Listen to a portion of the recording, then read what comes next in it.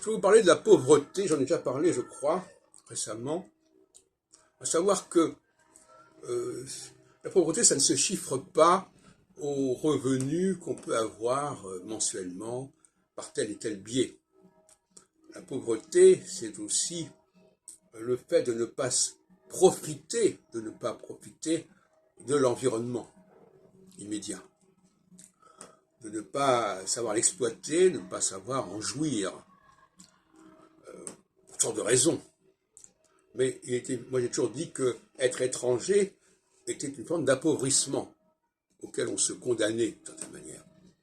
On entend moins bien, on comprend moins bien, on s'exprime moins bien, on capte moins bien et on ne profite pas pleinement de ce qui est proposé, de ce qui est disponible. Donc, vous voyez bien qu'il y a une inégalité sociale, socio-culturelle majeure, par-delà la question des rémunérations et des revenus. Ce qui pose d'ailleurs le problème des nouveaux riches qui ont de l'argent, mais qui finalement n'arrivent pas à en profiter au niveau social, parce qu'ils ne savent pas profiter de ce qui se passe. Par exemple, la question de la musique classique, il y a beaucoup de gens qui viennent en France, et qui viennent d'autres continents, et qui n'apprécient pas la musique classique, et qui ne vont pas au concert. Bon, pour eux, c'est un appauvrissement. Mais ils considèrent que c'est complètement ridicule. J'ai eu une conversation avec des amis africains qui m'ont dit que la musique classique, c'était une plaisanterie, si on peut dire, une illusion. Et c'est donc un appauvrissement.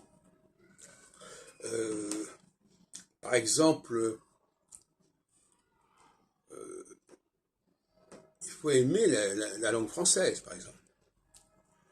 Écouter des gens parler en français, quand ils le parlent correctement, quand ils le parlent de façon authentique, ce qui n'est pas le cas de la plupart d'ailleurs, eh bien il y a une musique également là qui est tout à fait extraordinaire et dont ne profite pas tout le monde, c'est évident.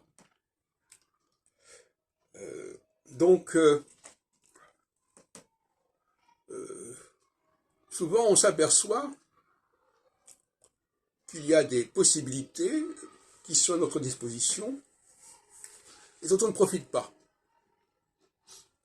Et donc on s'appauvrit par l'ignorance de l'existence de ces possibilités.